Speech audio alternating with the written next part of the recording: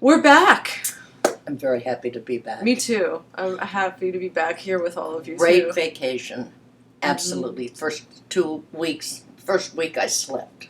Sometimes you need to unplug, and we definitely needed it. Wow. So we've been getting a lot of questions about lesbian sex, that we don't cover lesbian sex enough. So I thought we would address that. And I guess for us, a clit is a phallus, a penis is a phallus. It's kind of the same thing to us. I know Lesbian sex, heterosexuality sex, we're teaching pretty much the same thing. The woman has to take control of her own clitoral stimulation until her partner, male or female, either learns or lets her take control. I get questions from lesbians that it's the same thing as if it was a male partner. My girlfriend insists upon giving me an orgasm, and she resents the vibrator. And I'm going, what? Well, it is fascinating if you think about it. It's the same. Just because you have a clit doesn't mean that you know how to stimulate one, especially in this culture. There's so much sexual repression. And what about all the different methods we have of masturbating, which is how we handle our clits? So, yeah, how are you masturbating? Are you rubbing against stuff? Are you squeezing your legs together? A lot of those things are, roadblocks.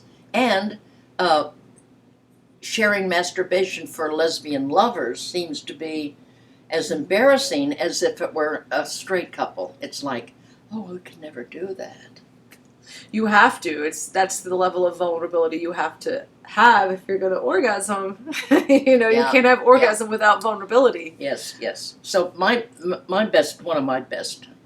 my best lesbian love affairs was with Sheila? Yeah, and we were more like, we sort of saw ourselves as fuck buddies, because neither of us wanted to be monogamous and bonded, like. So how did you have sex?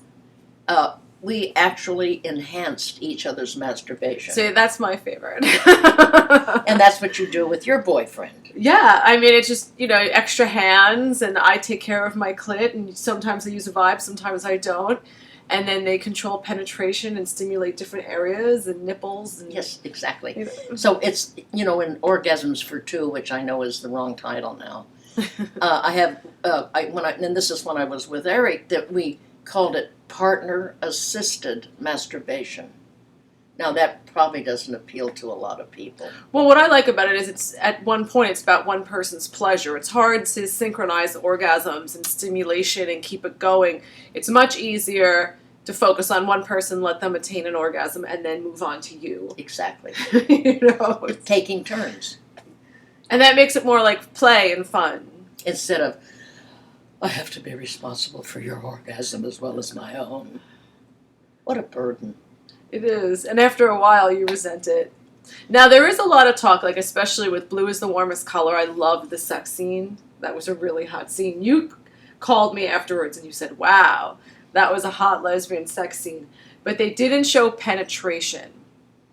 And you'll see, like in a lot of porn, I don't remember this. They depict women, and it's always that they're rubbing their clits together, they're scissoring, they're doing manual. It's very rare. Hardly ever do that. That the tribadism. I like penetration. Yeah, exactly. People don't do this sort of thing so much, but penetration happens, and it's slow penetration with lubricant. It's the same things apply. Whether it's a penis or a toy or fingers. Or a finger, whether it's a female or a male finger. Same thing.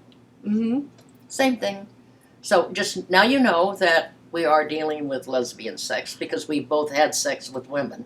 And of course we are now, well, I would say we're practically prostitutes, lesbian prostitutes. Yes, with our workshops. Well, come on, we get 10 and 15 women off on a... Well, and you're assisting their orgasm. They're still in control of everything. Yes. And they're stimulating our bodies, but you're going over and you're sharing technique and you're helping and you're assisting. And there's something kind of profound about that. Big time. Why? What is it? You've been doing this for 40 years. I know Why is you it think so I'd profound? have more information, but...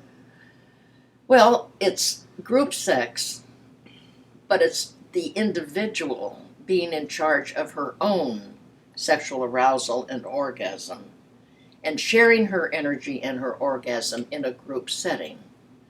That is profound. And it never happened in group sex.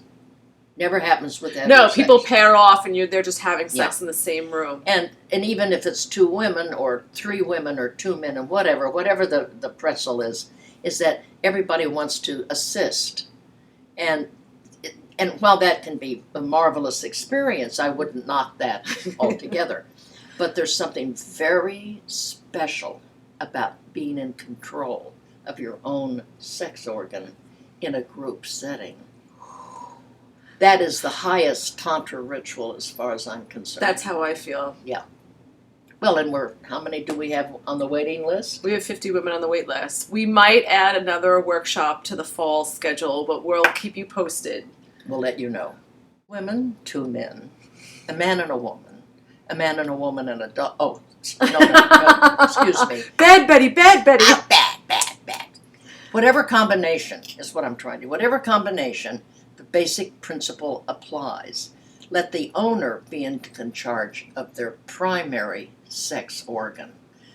No matter what that is. It's either going to be a penis, an anus, a clitoris, or titty. Nipples. Nipples. So allow that. You don't have to be responsible for your lover's orgasm. It's a lot of freedom. Enjoy.